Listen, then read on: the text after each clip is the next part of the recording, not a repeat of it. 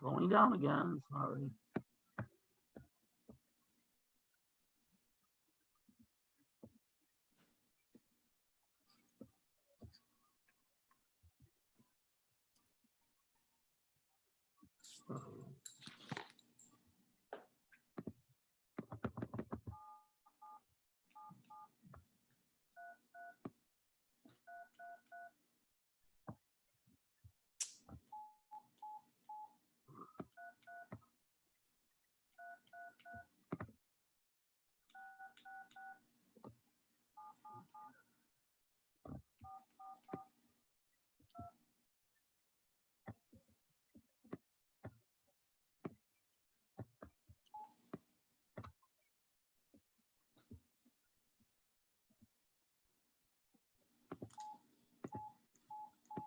Okay, never mind.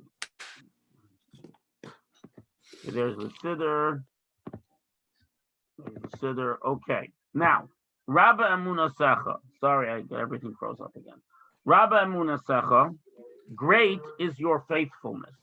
So this statement, great is your faithfulness, is really quite interesting. Yeah, someone saying something? Great is your faithfulness means to say typically that God is reliable, that God gives us back our souls, gives us back our life in a show of trust, right? That so this is where so Rabbi Masech means God is very faithful, God is very reliable. But one could read this differently.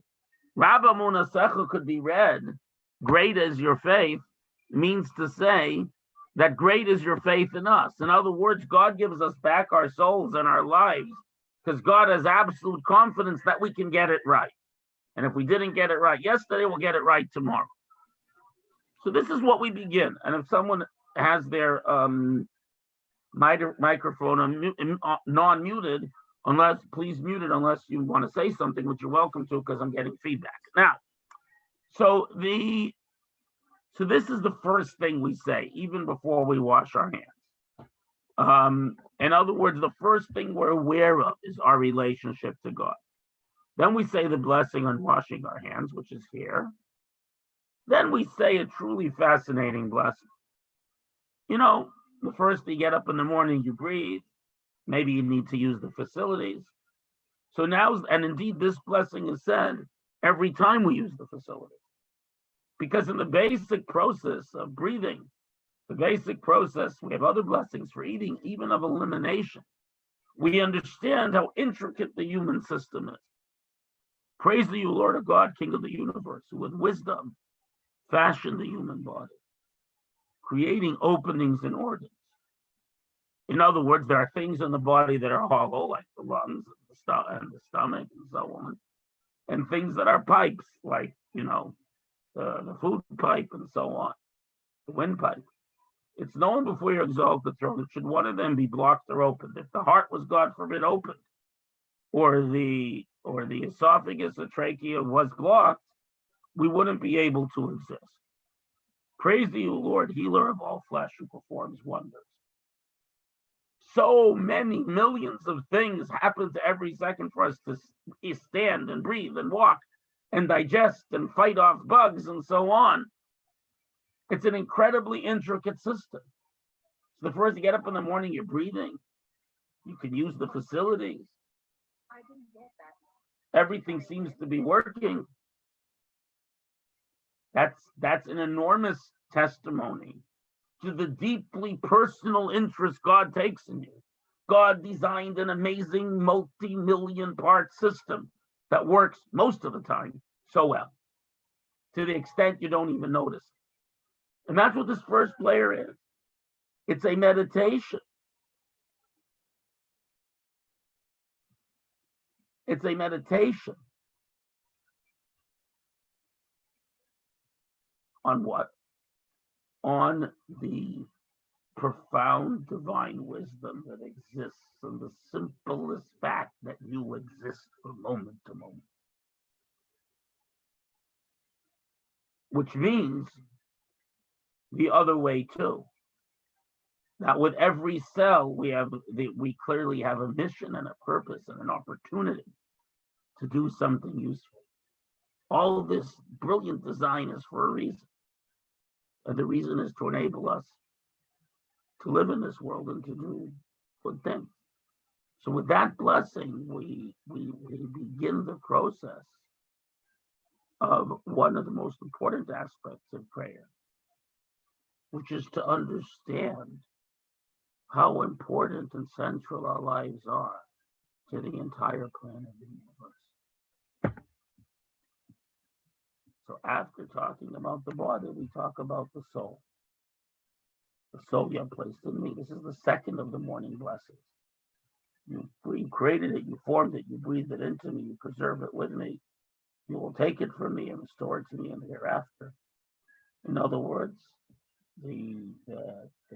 this amazing body is a vehicle for a soul, which is a spark of godliness, and that is eternal and non-extinguishable. You may take it at some point, but you'll restore it in the future. I thanks before you, Lord of my God, God of my fathers, master of all creations.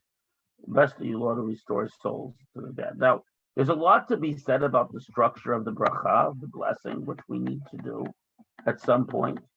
But for now, the idea is that the body, for all its amazing design, without a soul, without the mystery of life, is nothing. So we start with the body, what it's a wonderful vessel. Then we talk about the soul, which is a spark of a ray of godliness directed rightly into us. And I should say that so once we're aware that everything's functioning, we become aware of our soul after we become aware of the body, and we appreciate that. We appreciate that also. Now, once we establish we have a body and we have a soul, then we move on to and I'm going to go to the Sfard Siddur, because the Sfard Siddur has the order of the morning blessings, not in accordance of the Ashkenaz Siddur does them in order of importance, as if it were. The Sfard Siddur does it in the order of how things happen to us. So I'm going to show it to you. You'll see what I mean in a moment. I posted it here.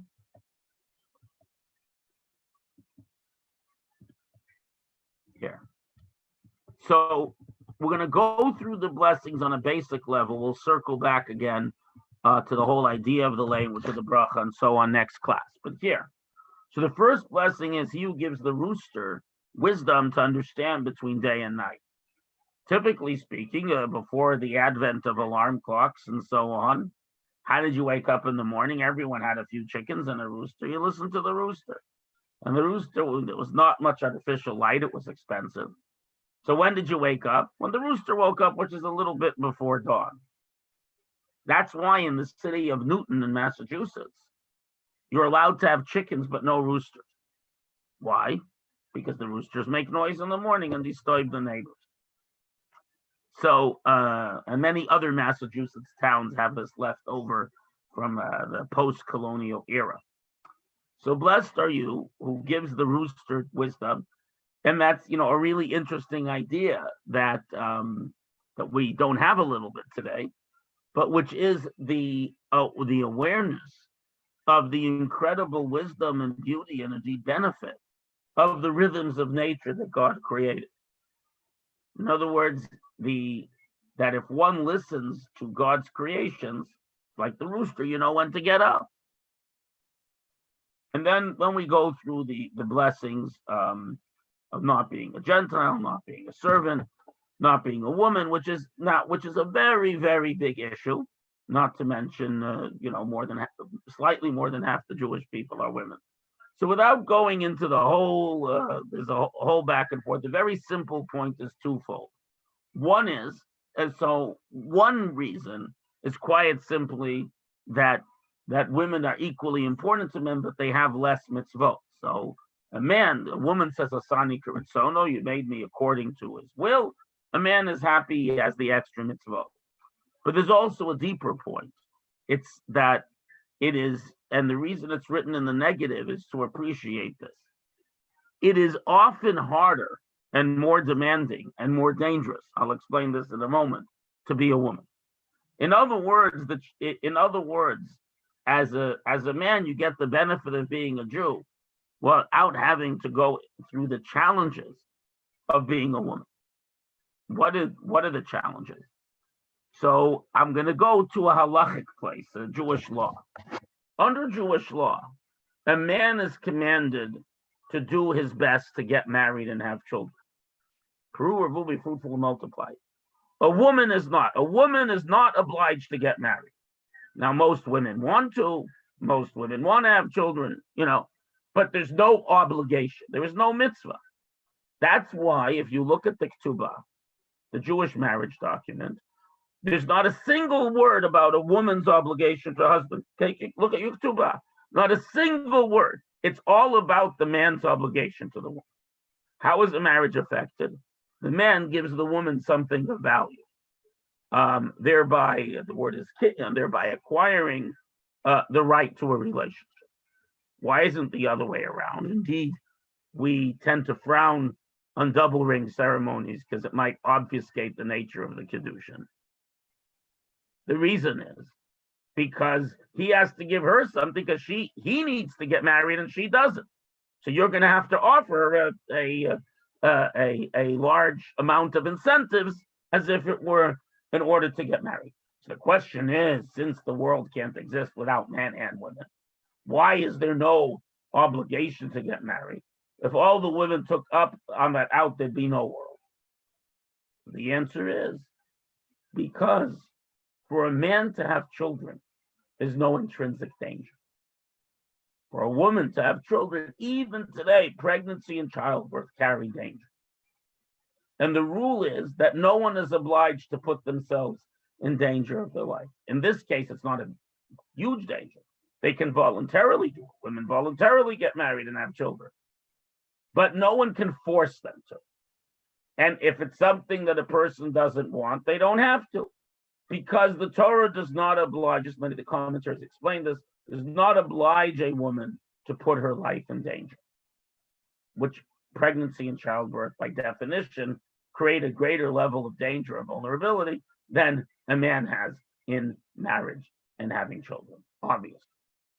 So when we say Shelo Asani Isha, we're acknowledging, in a sense, that we don't have a difficult and potentially dangerous obligation, or not obligation, or task, that we're all here because our grandmothers and our great grandmothers willingly took this upon themselves. And in a sense, it's sort of an ascending thing. There's nothing wrong with not being Jewish, but we're grateful that we have those obligations. Then we move on to, because remember, originally, then we move on to servant, and then we finally move on that the men say, look, we have an easier task. We get to do a few more mitzvot, 8 or 9 of them, by the way, and we're not, and being the man does not put me in the same danger and vulnerability a woman has. And a woman says, God made me according to the will. I have the harder job, I accept.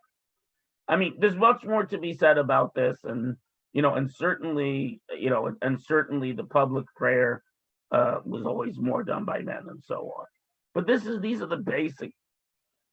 I basically accept. I use the responses to this blessing for all its difficulty that I've heard from various women, including my mother, who's a very intelligent lady. I've not used, there's a lot of other answers and explanations, but I'm not using them because I haven't heard them from women. The point being, this is really something only a woman can acknowledge and deal with. So at any rate, these are some of the responses. It's one of those, it is definitely a challenging thing, but sometimes we're forced to confront challenges by Judaism in order to think them through and understand why these things were said and said in the way that they were said. And of course, anyone has a comment or so on, would be very happy to hear it. Okay.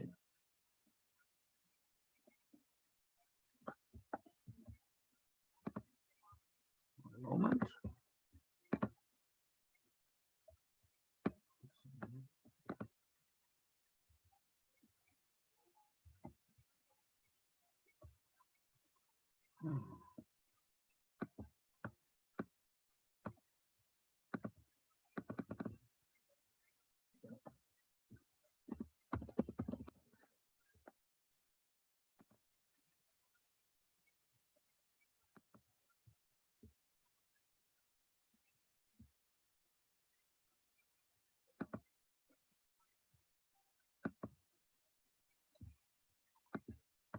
I got another freeze. Give me a sec.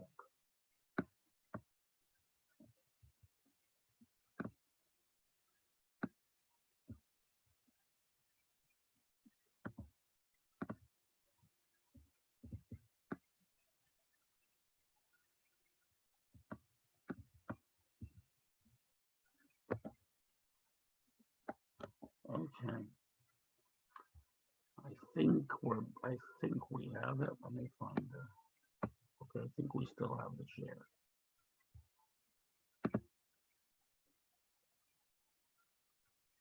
No, we don't. I say we lost the share. Give me a sec.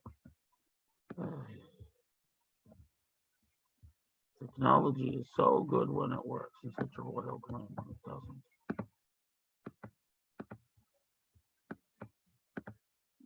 Okay, let's do this. Okay, I think we're on. Okay, now, so the next one is, so this begins with that we begin with sort of the acknowledgement of who we are. Then we go, Pokeach Rimi opens the eyes of the blind. So Maimonides says, because when you wake up in the morning, you can see, right? You're sleeping, you're not seeing what's going on around you. You open up your eyes and you can see. And what an amazing thing sight is, the color and, all the things we see, the way the eye works, the brain. Sight's an amazing thing. We see. Wonderful. Then, what we, back then, especially, it was a cold morning, you pull on your clothes right away. So, Malbish Aruman, you clothe the naked. Human beings are capable of living in all kinds of environments. Other than microbes, there aren't too many creatures that are suited for the Arctic Circle, or the Sahara Desert, or the jungles of the Amazon. Human beings can manage to survive in all those places. And one of the reasons is because they have clothing. They have the ability to clothe themselves to keep the mosquitoes away, to keep the 50 or 100 below zero Arctic temperatures away. So we thank God who clothes the naked. We have clothing to wear and the gift of clothing. There'll be a lot of places you couldn't walk, if we didn't have shoes, but we'll get to the shoes later. Then after you pull on your first garment, you get up in bed. Blessed are you, God, King of the universe, who releases the imprisoned. When you're asleep, you don't control your motion. You're imprisoned. Your body is bound. You're not running. You're not in control of your body. Once you can, what is prison? Not being free. What is freedom? The ability to move around as you like. Mater Asurim, my arms and legs, I can move myself around. So we thank God for releasing, for the miracle of movement. Coherent, organized movement is such a gift and so intricate. The story told from the late 19th century about one of these people studying anatomy who began thinking about all the different muscles and nerves and tendons that have to function to walk. And when he got up to walk from his chair, he couldn't get up because he was thinking of all the things his muscles had to do. And of course, he couldn't consciously do it. So it was a while before he could get himself to walk again. The point being that motion, that the involved motion, when they have these robotics contexts, the robotics teams try to get robots with tons of sensors and computing power to do something as simple: walk to the door, open it, walk up the stairs, open a cupboard, take out a pot, put it on the stove. And they don't usually get that far. The amount of processing power that it takes to do basic household tasks are absolutely mind-boggling. Mater Asurim, God frees the bound. We can do all of those things. Amazing. Blessed are you, God, King of the universe, who straightens the bent. Well, we're still all scrunched up. We get out of bed, we're ready to stand straight. So not only can we move, we can make ourselves stand tall. Blessed are you, God, the universe, who spreads the earth on the waters. We put our feet on the ground, as firm ground, not mud, not water. That God created the world in such a way we can have, not just can we locomote, we have something to locomote on. Again, the whole world is designed for our purpose. Appreciate that. Blessed you, Hashem, King universe, who prepares the steps of man. Again, walking is the whole thing. We get up and we walk out of the bedroom. That walking is an amazing, amazing thing. The next blessing, Sfardim, omit on Yom Kippur and Shli Shabbat, because we don't wear leather shoes. Blessed are you, God of the universe, who provide me with all my needs. The commentaries say this is a reference to shoes, because you really could get by without shoes. But shoes, as we make life so much easier, because you can walk on places that would injure your feet, and they give you more traction and so on. And then, after you have your clothing and your shoes on, you put on your belt. Blessed are you, is God, King of Israel, who girds Israel with might. We put on the belt, everything's put together, we're ready to go out and tackle the world. So, but it's also a reference to the idea that just as we put a belt to keep everything together and all our clothes in the right place, so God gives us the strength to keep it all together. All the different needs and challenges. The belt, when a person, the old days, a person went on a journey, they put on a strong belt to support their body core. When, a person goes to work, we have to lift heavy weights, put on a belt. Blessed you, God, King of the universe, who crowns Israel with glory. This is when we cover our heads. And since the purpose of covering our heads is acknowledging God's presence, He crowns us with glory. And then we discover we're dressed, we can see, we can hear, we can walk, we can move, we have clothing.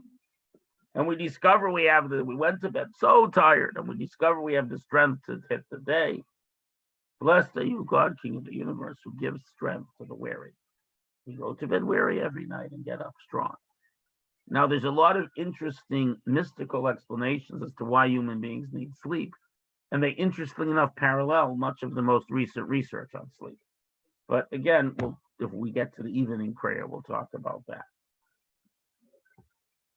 Now, from here, we come to a very long blessing, which is here. And basically, we thank God for removing sleep from my eyes, slumber from my eyelids. And now we want to have a good day. So please help us study Torah regularly, hold fast to your commandment. Don't bring us into progressive sin. Don't cause us to be tested. We have enough of our own troubles. We don't need any tests. Grant the favor and compassion in your eyes, the eyes of all who see us, and bestow bountiful kindness upon us. Bless you, God, who gives kindness to his people Israel. Okay, and that is, then there's another prayer, but this is basically the morning blessing, which many people say at home. In Nusach Ashkenaz, the Ashkenaz Siddur that we use, they are recited after the blessings on the Torah, and they're recited in the synagogue by the Chazan. We say them along with him or just answer Amen. But these blessings, again, are probably from the late Mishnaic period, as far as we know.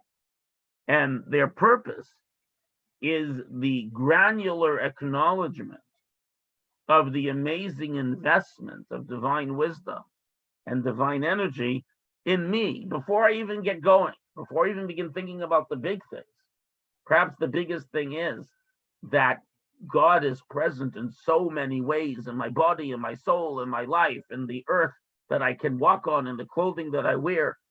In other words, just like you can see the whole orb of the sun reflected in a drop of water hanging from a tree after a rain, just like you can see the most amazing things in the DNA in a single chromosome of a human being, so too in the microcosmic personal experience.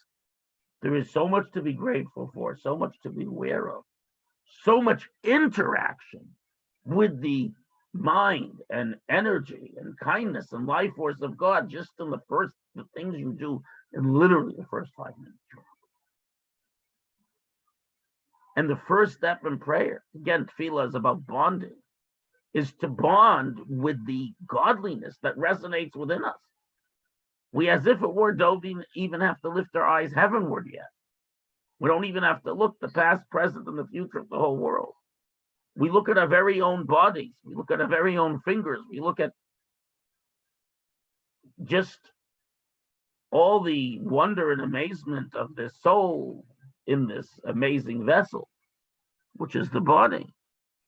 And we come to a profound awareness of the presence of this greater that we are all part of. And that's how we begin the daily prayer. From there, we can spread out to bigger picture issues. But this is the core. And and basically the afternoon and evening prayer are recharging. But the key matrix, the key full charge, we get in the morning. That's why the morning prayer is much longer. Then we come to a lot of pieces that are, so you have the Mishnaic period. Mishnah is written down about the 3rd century. Then you have the Talmudic period. A lot of these prayers, even though like the Akedah, the binding of Isaac, which some people recite every day, is in the Torah, reciting the next big chunk of prayers, which we call korbanot, the sacrifices and so on, are come from relatively later. And in most synagogues today, they don't say all of them. And synagogues where people do say them, they begin later in the sermon. But basically, there's the binding of Isaac. There's a declaration of faith with the first line of the Shema that we say in our Sidurim also. Then there's a long list of the daily sacrifices that took place in the temple that many people say. And we say them because since we don't have a temple anymore, our prayer is the only temple, the only place where we interact with divinity as if it were from the bottom up, us raising ourselves up and acquiring an awareness of God. But like I say, in most synagogues, they don't say them. Some people say them on their own before they come to the synagogue. And really the next step is the Pesukei de Zimra, which is literally translated verses of song, but there's a lot more to be said about them. I'm now going to pause for any questions from this evening, and we will move on from there. We'll meet again, of course. We have multiple opportunities in the coming week, but we'll meet again the coming Thursday night. Any questions? Okay. Sorry for all the delays. There's a very bad connection tonight with just a very slow connection for whatever reason. I guess it's the evening and everyone is online, but whatever it is, I do apologize. I wish you all a wonderful week. Thank you.